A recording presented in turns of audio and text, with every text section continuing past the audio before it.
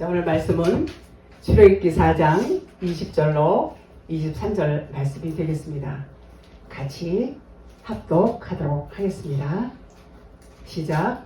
모세가 그의 아내와 아들들을 나귀에 태우고 애굽으로 돌아가는데 모세가 하나님의 지팡이를 손에 잡았더라.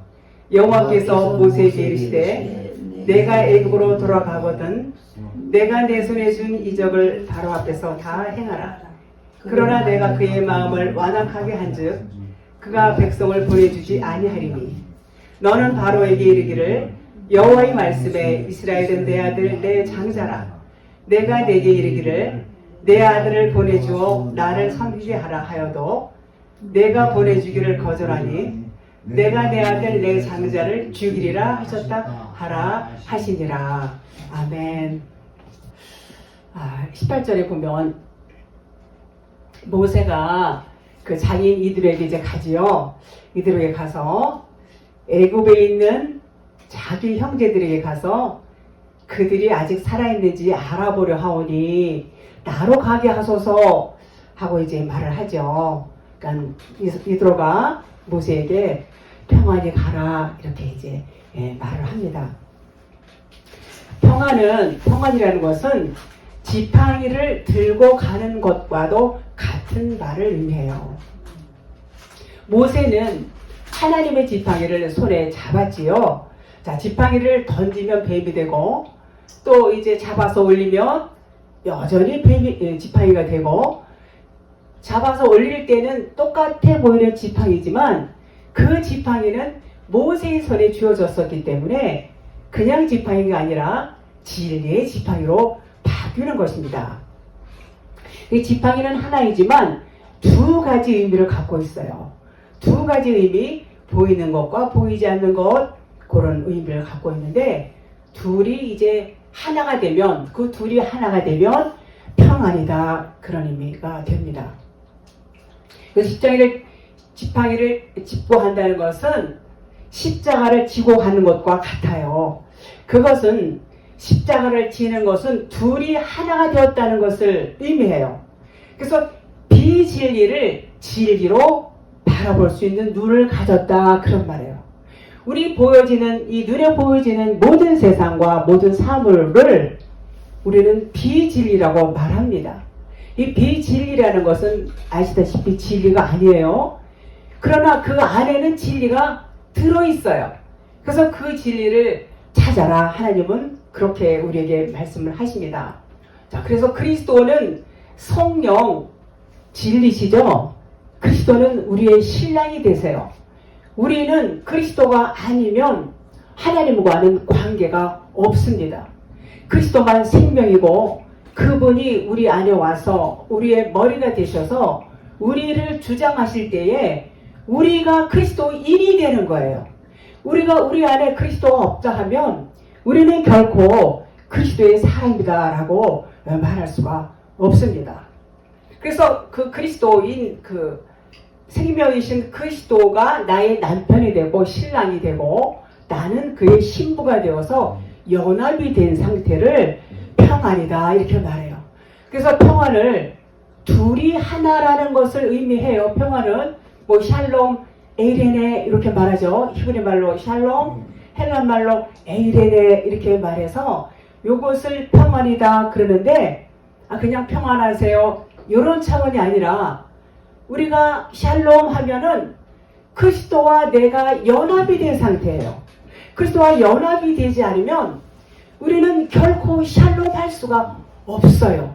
그래서 그리스도와 하나가 됐다는 것은 내 안에 하나님이 계시다는 것이고 하나님은 절대적으로 하나님과 우리가 하나가 되지 못했을 때는 평안이 없어요. 하나님은 우리를 만드신 우리의 창조주시죠. 하나님께서 그렇게 만드셨어요. 창조주의 마음이 너와 내가 우리가 하나가 되어야 평안인 거야. 너희는 결코 나를 떠나서 평안할 수가 없어. 그래서 하나님께서는 그렇게 우리에게 둘이 하나로 되는 것을 평안이다 이렇게 만드신 것입니다. 자, 모세가 그의 아내와 아들들을 이제 나귀에 태우고 이제 애굽을 갑니다. 애굽으로 돌아가는데 두 아들이 나와요. 두 아들이 게르솜하고 엘리에셀이 나오지요. 두 아들은 예수 그리스도를 이렇게 의미하고 있어요. 그것은 두 아들의 이름이 그렇게 말하고 있습니다.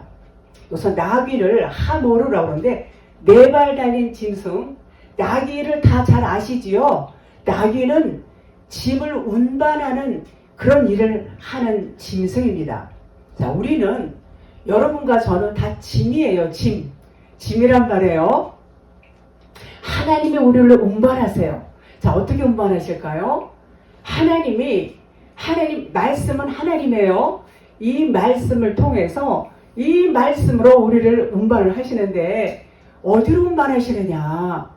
어디로 운반할까요? 천국 갈 수 있도록 천국으로 운반하시고 그것은 곧 진리로 율법 아래 있는 우리를 진리로 운반하신다. 그런 말이에요. 그래서 우리가 짐이고 말씀이 나귀처럼 우리를 운반하신다. 그런 말이에요. 예수님께서 예루살렘에 입성하실 때 뭐를 타고 입성하셨습니까? 나귀를 타고 가십니다. 자, 나귀를 탔다는 것은 예수님과 나귀가 하나가 되었다. 그런 의미고, 즉 예수님은 나귀다. 이런 의미를 갖고 있습니다. 주님은 말씀이 육신이 되어서 오셨어요. 그래서 주님을 뭐라고 그러냐면 육신 말씀이다 그래요.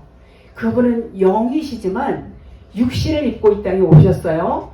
여러분과 저하고 똑같이 육신을 입고 이 땅에 오셔서 이제 인성과 신성을 갖고 우리에게 나귀처럼 이렇게 다가오시는 것입니다. 자, 우리가 짐을 운반할 때 이제 주님이 말씀으로 오셔서 우리를 운반하세요. 자, 그러니까는 나귀 역시도 말씀으로 봐야 돼요. 성경에서는 사람이든 짐승이든 전부 누구를 가리키냐? 예수 그리스도를 나타내고 있습니다. 이 성경이 누구에 대해서 증언하느냐? 나에 대해서 증언한다. 이렇게 주님이 말씀을 하셨습니다. 자, 사복음서로 표현하는 것은 이제 사복음서인데 성경 말씀을 우리가 이제 사복음서 그러면 동서남북 이렇게 표현을 해요. 그런데 동서남북을 표현하면서 천국이다 이렇게 말해요. 그런데 이 동서남북 이 사복음서를 통해서 우리가 이제 이 세상을 바라볼 때에 깨달은 자는 천국으로 보일 수 있지만 깨닫지 못한 자는 그냥 땅으로밖에 볼 수 없어요. 동서남북 땅이죠. 그 땅은 무엇을 의미하냐면 광야를 의미해요. 광야를 의미하고 시험을 의미해요. 그래서 이것이 완성이 되어야 되는데 이것이 아직 풀어져서 이 성경이 그냥 율법으로 그냥 풀어지지 않은 상태로 있으면은 이것을 그냥 땅이에요. 그냥 광야 땅이라고 말하지만 이제 이 66권 이 율법의 말씀이 이제 하나씩 둘씩 풀어지면서 이게 깨달아지게 되면 이제 이 땅이 천국으로 바뀌는 것입니다. 그렇다고 해서 우리가 눈으로 보이는 이 물리적인 이 세상 땅이 바뀌는 것이 아니라 우리 안에서 우리의 관점이 바뀌는 것을 그렇게 말씀을 하는 것입니다. 자, 그래서 이 성경이 풀어져서 진리로 보게 되면 진리로 깨닫게 되면 이제 운반이 다 된 거예요.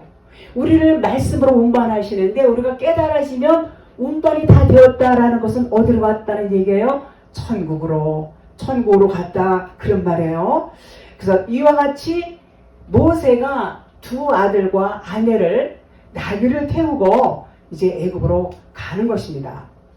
나귀는 한 마리예요. 여기서 단수로 되어 있습니다. 단수로 되어 있다는 것은 진리를 말하는 표현이다. 이렇게 말씀을 드릴 수가 있습니다. 출애굽기 18장 2절 3절에 제가 읽을게요. 모세의 장인 이드로가 모세가 돌려보냈던 그의 아내 시므라와 그의 두 아들을 데리고 왔으니 그 하나의 이름은 게르솜이라. 이는 모세가 이르기를 내가 이방에서 나그네가 되었다 하며 요런 뜻이에요. 요 말이 게르솜 이름의 뜻이에요. 내가 이방에서 나그네 객이 되었다. 객이 되었다. 그런 의미를 갖고 있어요. 모세가 이제 아내와 아들들을 이들에게 다시 돌려보냈어요. 첫째 아들 게르솜은 이방에서 나그네가 되었다고 지금 이렇게 읽어드렸죠. 둘째는 4절에 보니까 하나의 이름은 엘리에셀이라. 이는 내 아버지의 하나님이 나를 도우사 바로의 칼에서 구원하셨다 함이더라. 이렇게 말하고 있어요. 그러니까 엘리에셀은 도움의 하나님이다. 그런 뜻이에요. 자, 그러니까 두 아들을 예수는 그리스도다. 이런 의미예요. 큰 아들 게르솜은 예수를 의미해요. 예수님이 하늘에 계셨다가 육신으로 이 땅에 오셔서 그는 나그네처럼 이방인처럼 그렇게 사시다가 이제 십자가에서 죽으셨어요. 그리고 그리스도로 이제 거듭나서 우리 안에 와 계시지요. 그래서 우리 안에 그리스도로 오셨다는 것은 성령님으로 오셨어요. 성령님은 어떤 분이에요? 돕는 자예요. 돕는 자. 그래서 엘리에셀은 도움의 하나님이다. 그런 뜻이에요. 그러니까 게르솜과 엘리에셀은 예수는 그리스도다. 이런 말이 되는 것입니다. 자, 출애굽기 4장 21절 보겠습니다. 여호와께서 모세에게 이르시되 내가 애굽으로 돌아가거든 내가 내 손에 준 이적을 바로 앞에서 다 행하라. 그러나 내가 그의 마음을 완악하게 한즉 그가 백성을 보내주지 아니하리니. 저는 이 대목을 과거에 볼 때에 하나님께서 바로 앞에서 이적을 행하라는 것은 바로의 마음을 움직여서 이스라엘 백성들을 내보낼 수 있게 하라는 그런 의도가 다분히 있잖아요. 그런 의미죠. 그런데 또 그 뒤에 보니까 내가 그의 마음을 완악하게 한즉 그가 백성을 보내주지 않는다. 이렇게 말씀하셨어요. 이 말씀을 도대체 물어봐도 시원하게 대답해 주는 사람도 없고 도대체 이 말씀이 무슨 말씀입니까? 아주 궁금하고 그냥 넘어갔어요. 물어보면 성경에는 난제가 많으니까 넘어가세요. 이렇게 말해. 그게 답이에요. 모르는 건 넘어가라고 그랬어. 덮으라고 그랬어. 그리고 이제 그랬던 기억이 납니다. 자, 그럼 무슨 말일지 보십시다. 자, 여기서 하나님께서 모세에게 이적을 행할 능력을 주셨어요. 그 능력을 주신 것은 말씀드렸듯이 마음을 풀어주려고 그러는데 그냥 완악하게 하신다니까. 이게 도대체. 근데 여기 진리가 있어요. 이 말씀에는 우리가 미처 깨닫지 못한 진리가 들어있습니다. 성경에는요 전부 뭐라고 나와 있냐면은 첫 번째가 있고 두 번째를 말해요. 첫 것을 폐하려 하시면 둘째 것을 세우려 하시리라. 이런 말씀 잘 아시죠? 예수님이 죽으시니까 그 안에서 물과 피 성령 그리스도 진리의 영이 나오셨어요. 모든 것을 하나님께서는 이렇게 둘씩 이렇게 대조적으로 보여주시면서 하나만 말씀을 드리면 못 알아먹으니까 비유적으로 말씀을 하세요. 빛을 나타내야 되는데 빛이야 이게 빛이야 그러면 못 들어요. 못 깨달아요. 어둠을 비춰줄 때에 어둠이 이제 빛이 사라지면 어둠이죠. 이게 어둠이야 했을 때 이게 빛이야 이렇게 깨달을 수 있는 것처럼 진리를 주시는 게 아니라 예수님도 어떻게 하셨어요? 전부 비유로 말씀을 하셨어요. 진리를 말씀하시는데 비유로 말씀하셔서 이제 이것을 깨달으라. 수수께끼다. 밭에 감추인 보화다. 이렇게 하시면서 찾으라. 이렇게 말씀을 하셨어요. 이런 것처럼 지금 여기서도 내가 그의 마음을 완악하게 한즉 이렇게 말씀하시는 거. 그럼 이게 내가 누구예요? 하나님이란 말이에요. 하나님. 자, 그러면 하나님도 겉에 하나님이 계시고 또 속 안에 하나님이 계시다는 것을 이렇게 성경은 누누이 말씀하고 있습니다. 자, 그래서 첫 번째 하나님의 나는, 지난 시간에 이제 나는 나야, 나는 곧 나야, 나는 곧 그리스도야, 예수는 곧 그리스도야, 요 말씀을 또 드렸고, 나는 그러면 겉에 하나님이고 곧 나야 할 때 나야 뒤에 것은 속의 하나님을 이렇게 말씀하시는 것을 지난번에 말씀을 드렸습니다. 여기서도 나는 율법의 하나님, 보이는 하나님, 표적의 하나님이지만 첫 번째 하나님 나의 의미가 풀어져서 깨닫게 되면 나라는 첫 번째 하나님을 깨달으면 두 번째 하나님이 되는 것입니다. 두 번째 하나님이 그리스도죠. 진리고 하나님 자신이고 이것을 진짜 하나님이다 이렇게 말해요. 그러면 하나님이 가짜 하나님 있고 진짜 하나님이 처음 듣는 분들은 그런 생각을 할 수 있습니다. 그런데 성경은 전부 첫 번째 거, 두 번째 거, 첫 번째 거는 겉에 거, 두 번째 거는 속에 거, 첫 번째 거는 가짜, 두 번째 게 진짜 이렇게 둘씩 계속해서 말씀을 하고 계십니다. 성경 전체가 그렇게 말씀하고 있어요. 자, 그래서 21절 여호와께서 그의 이름을 완악하게 하신다고 했는데 그 말은 무슨 말이냐면 그 말은 바로를 완악하게 한 것은 하나님 맞기는 맞아요.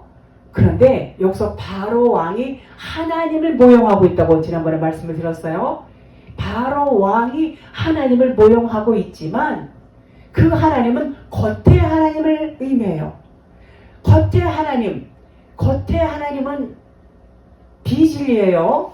겉의 하나님은 바로 스스로가 겉의 하나님이란 말이에요. 그러니까 여기서 내가 그를 완악하게 하였다는 것은 바로가 나예요. 여기서 나는 바로 하나님을 말하고 바로 스스로가 자기 마음을 완악하게 했다 그런 말이에요. 이해하시죠? 바로 여호와 하나님이 아니라 바로 하나님이다 그런 말이에요. 첫 번째 하나님 나는 할 때 나는 요 첫 번째 하나님 바로가 자기 스스로를 완악하게 한 말이다 그런 말이에요.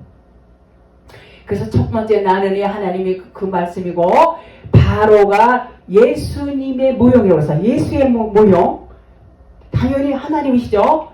겉에 하나님 첫 번째 하나님 바로 바로가 첫 번째 하나님으로서 이렇게 묘사를 하고 있습니다. 바로 자신이 스스로가 완악하게 했다 그런 말이에요. 여호와 하나님이 아니에요. 우리들 가운데서도 어느 사람이 막 완악하다 그러면 우리 말씀을 받은 사람을 신이라고 했어요. 그러니까 우리가 하나님이에요. 겉에 하나님이 될 수가 있어요. 상징적으로. 그러면 그 사람이 완악하게 한 것을 그냥 하나님이 그렇게 한 거야. 저도 처음에 그렇게 알았었어요. 그런데 그게 아니고 그 사람 처음 하나님이 자기 스스로를 완악하게 한 것이다. 그런 의미를 말하고 있습니다.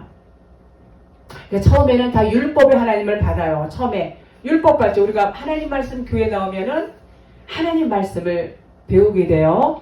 하나님 말씀을 배우면서 그것을 율법의 하나님, 처음의 하나님, 처음 말씀을 받는다. 이런 의미가 되는 것입니다. 그래서 그 첫 것은 폐해져야 돼요.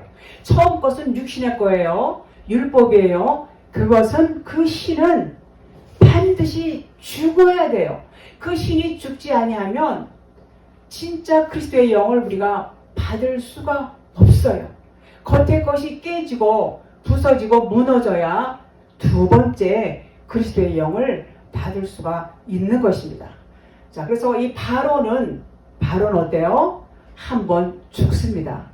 바로 왕은 하나님을 모형하는데 말씀드린 것처럼 겉에 하나님을 모형하고 있어요.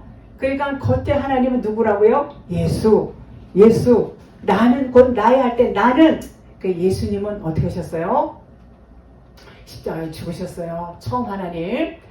바로도 어때요? 바로 나는 나가 바로예요. 그 바로가 죽어야 진짜 하나님 나는 나야가 두 번째로 나오는 것입니다.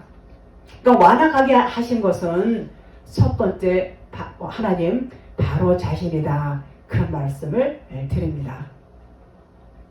자, 그래서 성령 하나님 나다. 진짜 하나님은 우리의 마음을 완악하게 하시는 분이 아니에요. 그분은 완악한 마음을 도리어 이제 풀어주시는 하나님이죠. 우리의 마음을 어루만지셔서 그 완악한 마음을 부드럽게 해주시는 일을 하시는 분이 여호와 하나님이신 것입니다. 그래서 자기와 반대편에 있는 진리의 그 이스라엘 백성들을 이제 내보낼 수가 없어요. 누가요? 바로가 완악하기 때문에 그렇습니다.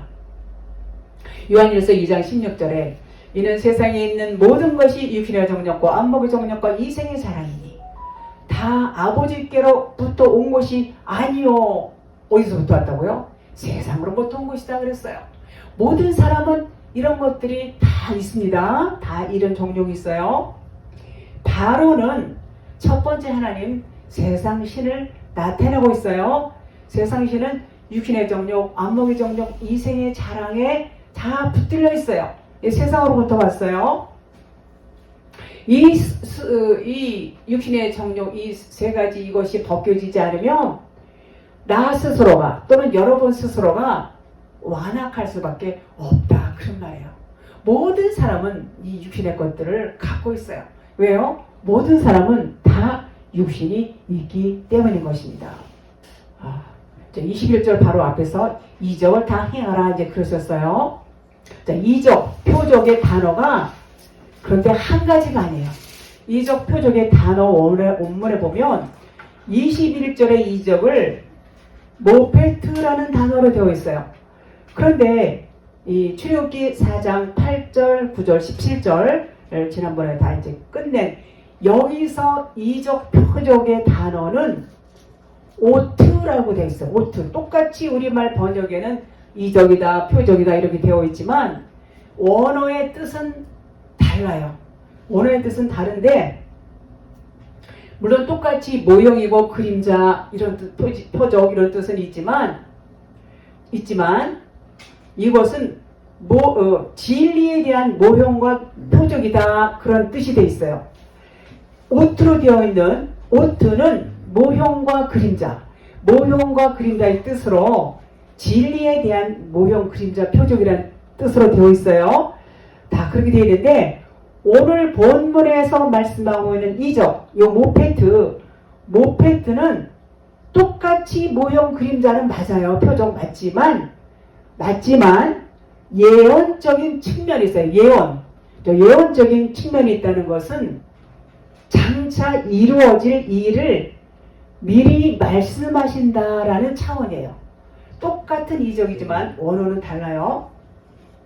여호와 하나님은 모세에게 나일 강물을 떠서 땅에 부으라 하셨고 부은이 피로 변하지요.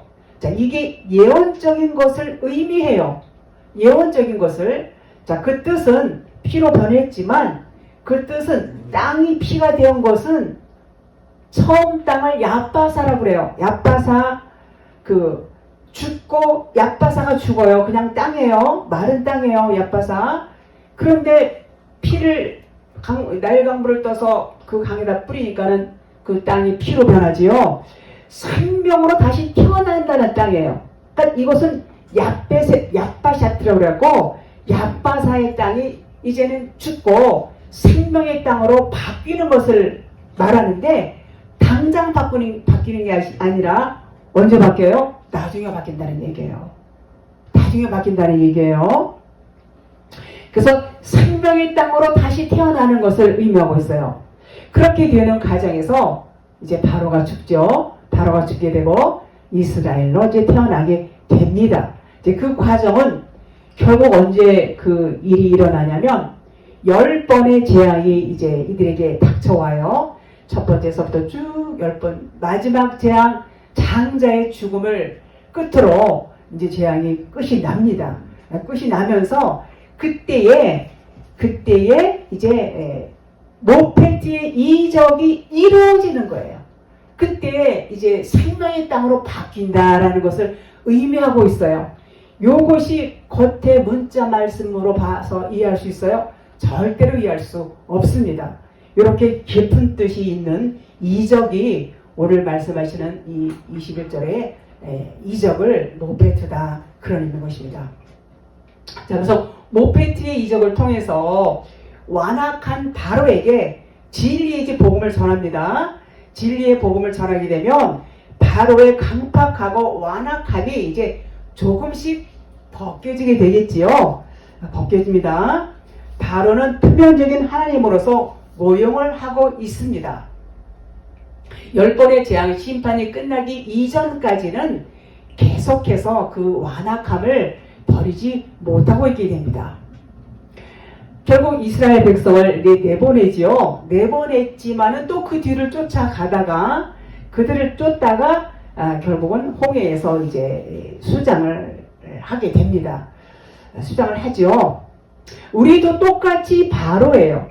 바로 왕만 바로가 아니에요. 여러분과 저도 바로고 진리의 아들로 똑바로 세워지기까지는 계속해서 바로처럼 완악한 마음을 갖고 있어요. 누가 완악하게 해요? 나 스스로 왕이 되어서 자기의 자존심을 세우며 그리고 자기가 바로 왕처럼 군림하면서 그렇게 완악한 마음을 버리지 못합니다. 우리는 다 신이에요. 신. 아주 완악하고 고집이 세요. 다른 하나님이다 이렇게 말해요. 10달을 이제 채워야 돼요. 임신을 하면 10달을 차야 출산을 합니다. 10번의 재앙을 거쳐서 변화가 되는 것입니다. 그만큼 완악한 것이 스스로 신이 된 자들이에요. 우리의 육신의 것으로 인해서 자기가 하나님이다. 그런 마음이 사람의 마음이고 바로의 마음인 것입니다. 우리 그렇게 우리를 하나님의 반대편으로 만드신 것도 하나님이 만드셨어요. 그것은 하나님만이 진리라는 것을 드러내시기 위해서 비진리의 하나님으로서 우리가 그런 일을 하는 것입니다. 그리고 결국은 우리도 하나님께서 진리 안으로 끌어들이지요. 이것이 하나님께서 일하시는 방법 중에 하나인 것입니다. 그래서 우리가 육신적으로 살아요. 다 세상에 있으면서 진리를 알아도 우리가 육신을 갖고 있기 때문에 바울이 날마다 죽는다고 하는 것처럼 육신의 소욕이 올라와서 우리는 날마다 죽을 수밖에 없고, 그렇지만 해가 거듭할수록 진리로 묵상하고 진리에 점점 빠져들면 들수록 육신의 것들은 점점 벗겨지게 되는 것입니다. 그래서 진리의 말씀이 이제 점점 꺾어지고 벗겨지면은 완악한 마음이 부드러운 마음으로 바뀝니다. 그것은 온전히 하나님께서만, 그리스도 성령께서만이 하실 수가 있는 일이지요. 22절 봅니다. 출애굽기 4장 22절. 너는 바로에게 이르기를 여호와의 말씀에 이스라엘은 내 아들 내 장자라. 내 아들 내 장자라. 이제 이렇게 말씀을 바로에게 이르라고 말씀을 합니다. 아들은 모노게네스라고 해서 진리 하나, 독생자를 의미해요. 독생자. 우리들이 다 독생자예요. 우리가 다 진리 안에 있으면 독생자가 돼요. 자, 율법은 독생자라고 하지 않아요. 많아요. 율법은 다양하게 아주 많아요. 그래서 그 반대는 진리는 하나예요. 하나고 장자라고 했는데 장자는 초태생, 첫 열매를 의미하고 있습니다. 첫 것은 반드시 죽어야 돼요. 자, 이스라엘의 장자라고 했는데 죽는 것은 바로의 아들이 죽어요. 자, 바로를 하나님이라고 했어요. 자, 하나님 아들은 누구예요? 예수지요. 네, 바로의 아들은 또 여기서 예수님이 십자가에 죽으시는 것과 같은 맥락으로 의미를 둘 수가 있습니다. 자, 그래서 하나님의 아들 예수가 죽는 것이고 우리가 다 하나님의 아들이에요. 그러나 죽는 것은 누가 죽어요? 예수가 죽어요. 죽는 것은 바로의 아들이 죽어요. 이스라엘 백성들이 죽지 않았어요. 바로의 아들이 죽습니다. 그래서 우리가 죽는다는 것은 우리 육신의 생각이 죽는 거예요. 십자가에 죽는 것은 예수님이 몸이 죽으셨지만 우리는 우리 육신의 생각 샤륵스라고 그러죠. 그것이 죽는 것을 예수님과 십자가에 죽는다 이렇게 말할 수 있습니다. 히브리서 10장 9절에 그 후에 말씀하시기를 보시옵소서 내가 하나님의 뜻을 행하러 왔나이다 하셨으니 그 첫 것을 패하심은 둘째 것을 세우려 하심이라. 그러니까 하나님의 뜻 가운데에서 예수님이 첫 것으로 오셨어요. 첫 것 장자로 오셨어요. 그래서 그분의 몸은 십자가에서 이제 죽으시게 됩니다. 십자가에서 죽으실 때는 율법을 폐하신 거예요.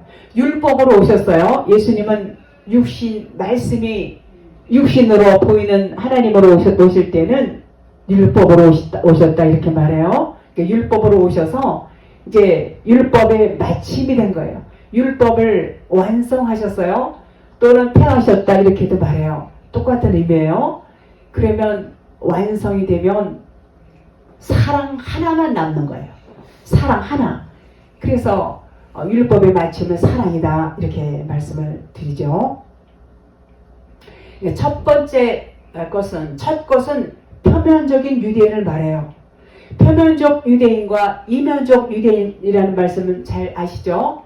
표면적 유대인은 겉에 이 말씀, 이 율법, 겉에 표면 문자 말씀, 이 율법 요것만 알아요. 그 육신의 것만 알아요. 땅의 것만을 추구하고 알아요. 이것을 표면적 유대인이다 이렇게 말하고, 이면적 유대인이라는 것은 이 표면적 이 말씀이 이 표면의 이 문자 말씀의 풀어져서 진리를 아는 자들, 그리스도와 하나가 된 자를, 진리를 알아서 이제 그리스도가 된 자를 이면적 유대인이다 이렇게 말씀을 드립니다. 그래서 둘째 것이에요. 첫 것은 표면적 유대인, 둘째 것은 이면적 유대인이다 이렇게 말씀을 합니다. 출애굽기 4장 23절 본문, 내가 네게 이르기를 내 아들을 보내주어 나를 섬기게 하라. 그래도 내가 보내주기를 거절하니 내가 내 아들 내 장자를 죽이리라 하셨다 하라 하시니라. 그러니까 이제 보내주라고 그랬는데, 그래서 나를 섬기하라고 그랬는데 네가 거절하니까 이제는 너의 장자를 죽일 거야 라는 말을 이제 바로에게 해요. 이제 경고하는 장면이죠.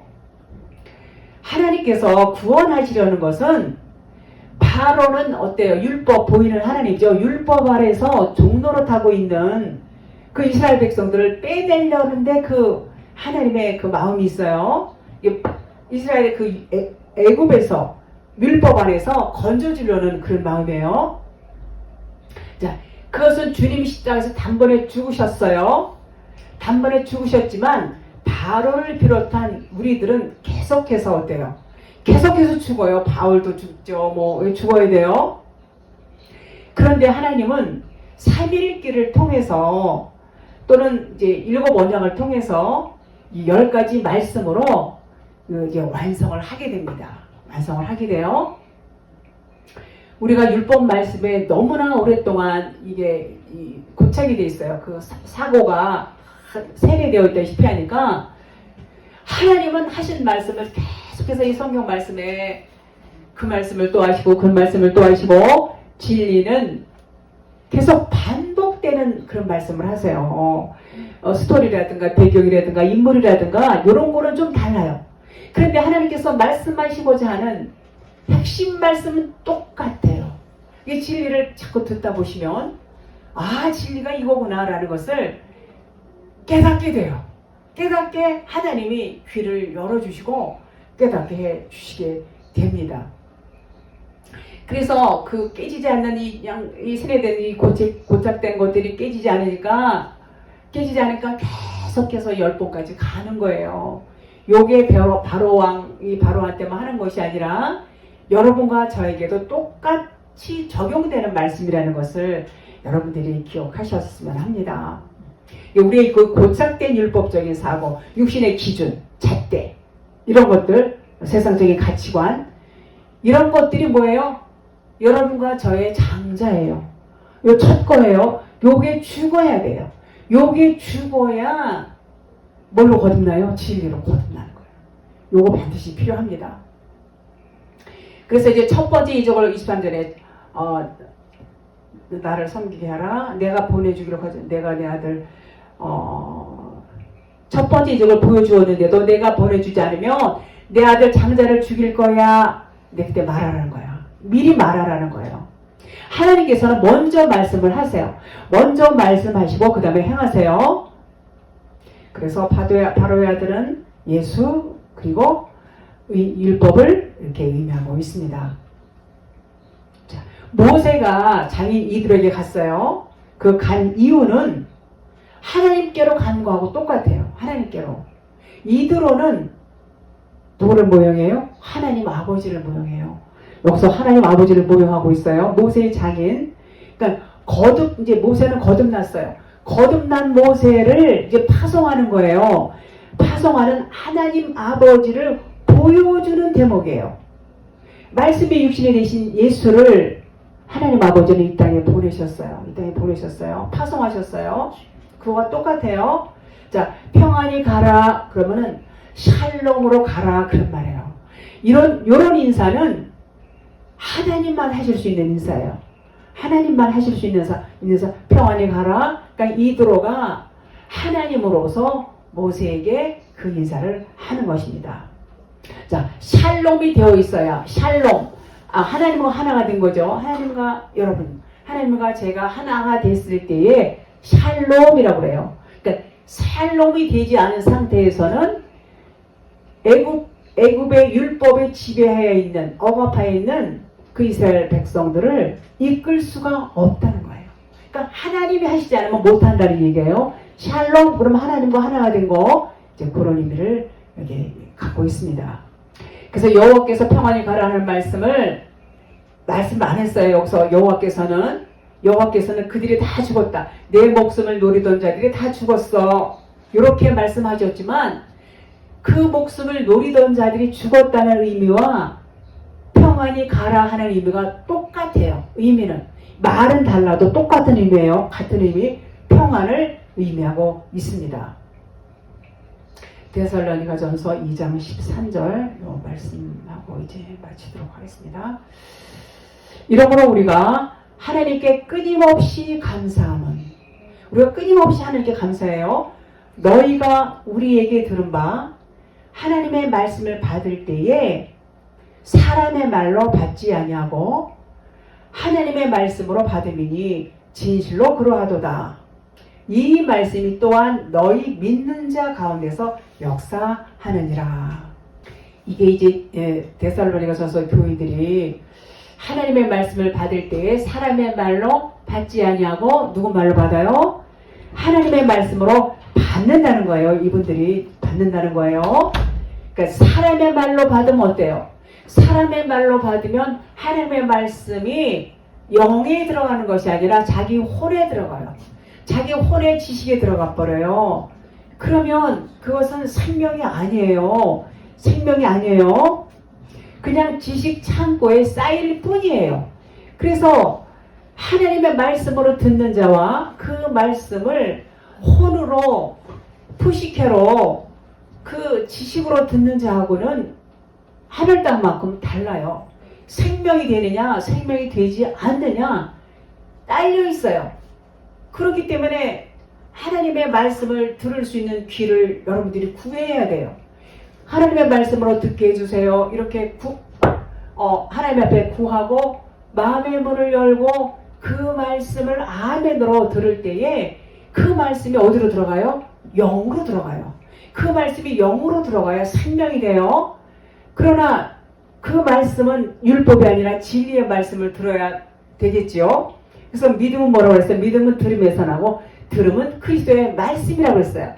예수님 말씀은 뭐예요? 예수님 말씀은 이 눈에 보이는 율법 말씀, 66권 말씀을 예수님 말씀이라고 말해요. 율법이라고 말해요. 그러나 이 율법 안에 있는 말씀이 풀어진 말씀이 그리스도의 말씀이에요. 그래서 그리스도의 풀어진 말씀을 들어야 믿음이다 그런 말이에요. 믿음이 잘한다 그런 말이에요. 그렇습니다. 그래서 그렇게 들을 때에 생명이 되고 그렇게 들을 때에 성령의 역사가 있어요. 우리가 생명의 말씀을 듣고 성령의 역사 없다면은 그것은 생명의 말씀으로 듣지 않았기 때문에 그래요. 생명의 말씀은 생명으로 어때요? 살아있어. 꿈틀꿈틀 움직여요. 역사가 나타나요. 그래서 성령이 일하세요. 어떻게 들으면? 말씀을 들을 때에 하나님의 말씀으로 받으면 성령이 역사하신다. 그런 말인 것입니다. 오늘은 여기까지 하겠습니다. 다음 시간에 이어서 하겠습니다.